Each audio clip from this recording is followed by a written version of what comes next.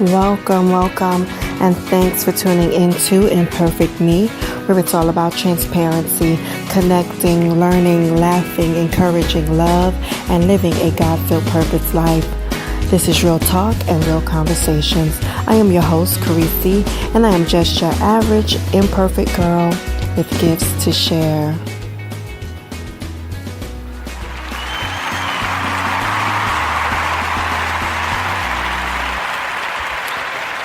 Welcome, guys. So today I just want to encourage you while encouraging me. The topic that I gave this particular show today is, what is your environment looking like? I've been reading up on some things, and I've really been trying to encourage myself as I've been going through. And like I always say, this is about transparency. So one of my favorite motivational I don't want to say speakers, but someone who I've been really reading and taking my time just going through this book is Dr. Cindy Trim, and I just love her. And so I want to talk about how our environment correlates to our attitude. And I'm going to quote her, one of the things that from her book, and she quotes, "Your environment will impact your attitude, focus, faith, and the intentionality of your thoughts. If you are surrounded by clutter, noise, reminders of lack, and other problems, you will find it more difficult to think past those limiting issues.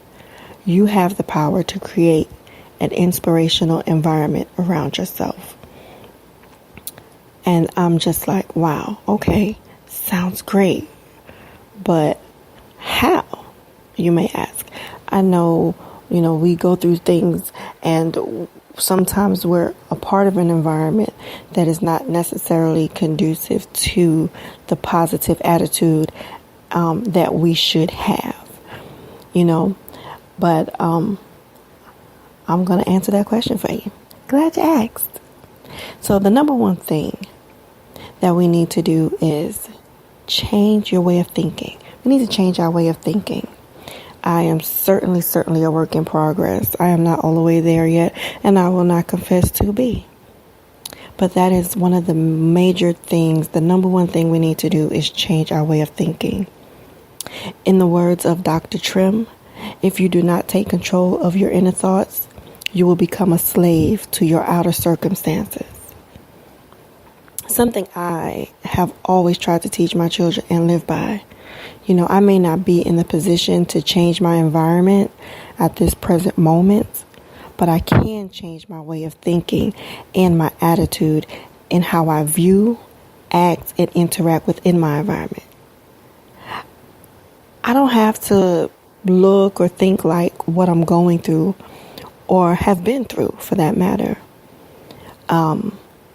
The great Dr. Miles Monroe explained this best when he talked about the power of attitude by using two animals. Basically, the only two animals, according to him, and the only two animals, not just according to him, but the only two animals that our Creator identified with, which is the eagle and the lion.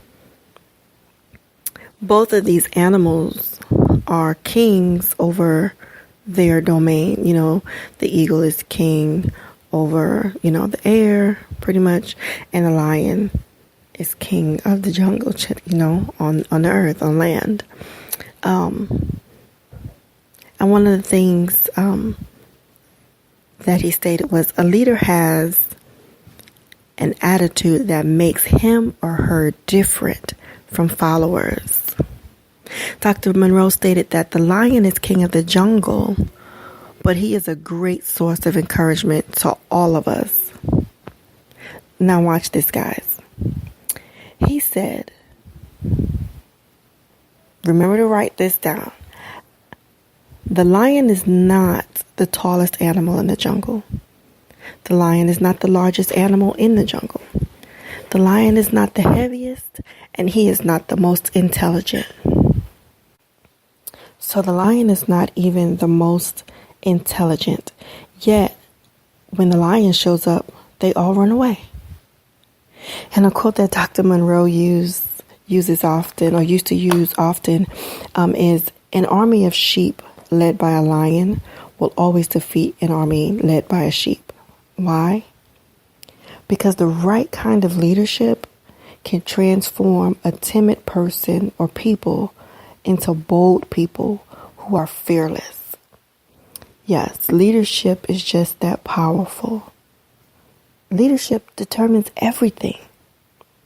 The lion is the king of the jungle because of one word: attitude. Now, that doesn't mean that you lead by fear, but your attitude will command respect. Attitude is the difference. See, a lion will see an elephant and one word will come to his mind: lunch. He thinks, I can eat this thing. And he acts the way he thinks. The elephant is larger, bigger, stronger, more powerful, heavier, and more intelligent. However, when he sees the lion, when the elephant sees the lion, one word comes to his mind, and that's eater. I love this description that Dr. Monroe gives. He says, attitude is a product of belief. You cannot have an attitude beyond your belief. Your attitude comes from your belief system. So the lion is king because of what he believes in himself. Wow. How encouraging is this? To know that your attitude is all about what you believe in yourself. And it all goes back to your belief system. And therefore, that means that it doesn't matter what your current circumstance, what your environment may look like now. It's all about what your attitude is while you are in that environment. So, really short, our affirmation is, I have unlimited power at my disposal. When you realize the power that you possess inside and that it is unlimited, it doesn't matter where your current situation is, but it's how you move, it's how you think, it's what you believe while you are in that environment. Because when you are in that environment, if your attitude portrays that of a lion, then even the strongest, the most knowledgeable, ones with the most wealth, whatever it is, they are going to see you as the lion. They'll see you as the eater. Our declaration today is, I decree and declare that I excel in all things at all times with all people under every circumstance. So I hope this encouraged you today. That's just me encouraging you while encouraging myself. I am your host, Carisi, and I love you with the love of Christ. And there is nothing that you can do about it. Have a great night.